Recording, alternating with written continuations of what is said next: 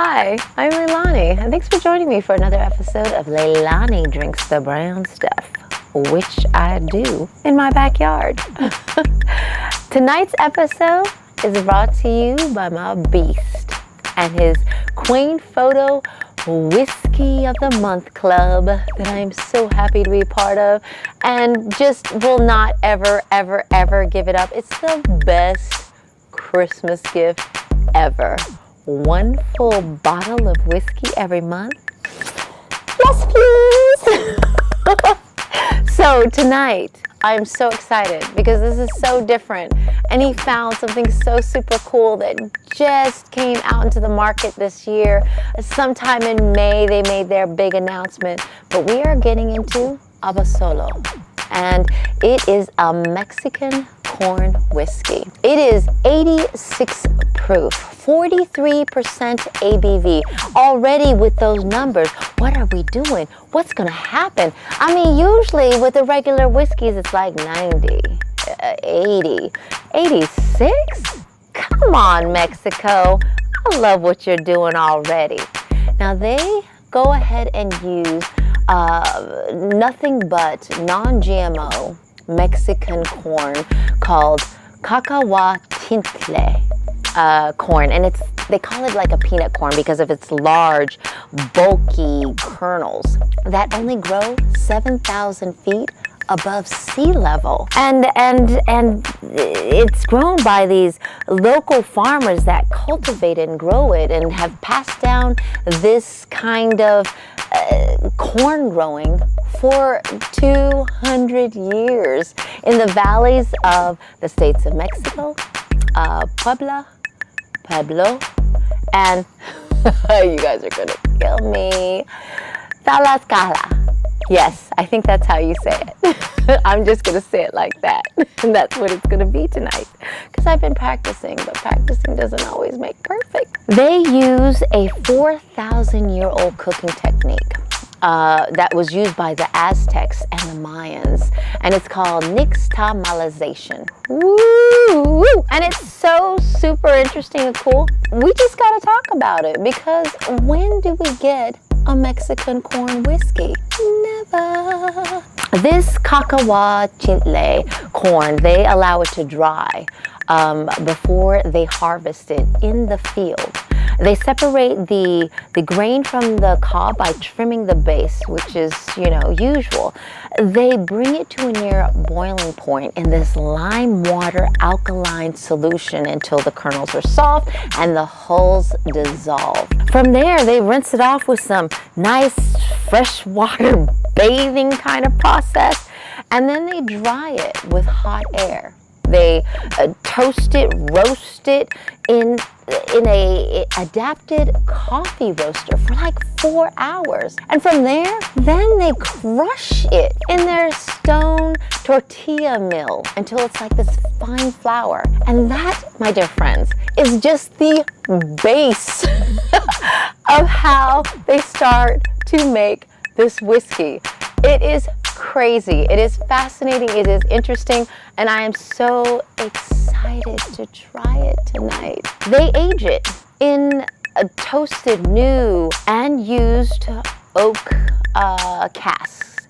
And from there, they store it in these open air warehouses, once again, with just a light roof, no walls, and they allow Mother Nature, this is what I'm talking about, to do her work the way she wants to do it, with all the goodness and glory that nature comes with it.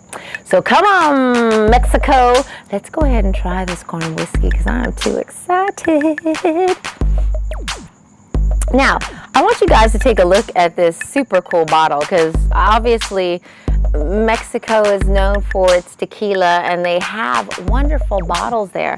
So this cool, super nice, fun bottle, and with some gold little emblasions up in here. And they tell a little bit about the corn and the cooking technique and the nice little impression of the Abasolo. So let's do this. And even the cork has a cute little stamp on it. Wow. Let's do this. I love trying new things. Let's do this. Oh, yes. Oh, you know what this smells like, yo? White dog, Buffalo Trace. Remember right off the stills? It's that corn whiskey, y'all. That's my initial scent smell. Initial. It could be different. A little cinnamon, which was different because all I could smell was vanilla in the white dog. So a little cinnamon, and it's something else, but I don't know what it is. It's a mystery. Come on, brain. I don't know. It's just like cooked cornbread. Whatever that means. Let's get to it. Oh, so excited. It is a woman. Now, I thought this was going to be clear, and it's not. It actually has some slight color to it, but it's not like massive color to it. It is actually really pretty light here, guys. There's, no strong tonal dark honey. It is like a tea that I just steeped a bag in for like a minute. Not even 2, just 1 minute. So, yeah, it smells like that white dog, and I like to compare it to that.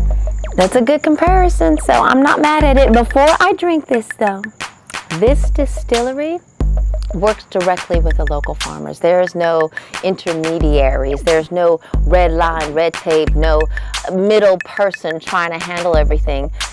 They support the local farmers with direct financing. I mean, they work hand in hand. This is what I'm talking about. Smaller companies doing these cool things with the people that they work with. They are also giving 100% of their proceeds right now up until August 1st. And you guys won't see this until after August 1st, which is bad, but not so bad. But they're giving 100% of their proceeds to the hospitality industry in Mexico and in the United States.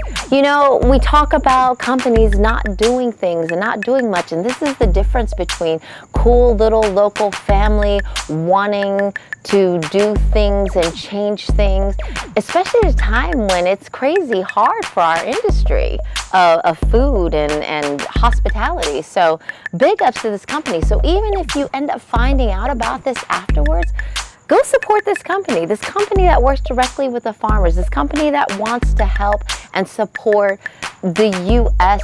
in our industry and in Mexico, and just be a part of the goodness. It's like you giving and getting. You buying a bottle from a nice company, and you get to sip their wonderful whiskey and feel good about yourself. That's what I'm talking about. So let's go ahead and get to drinking. Ooh, ooh.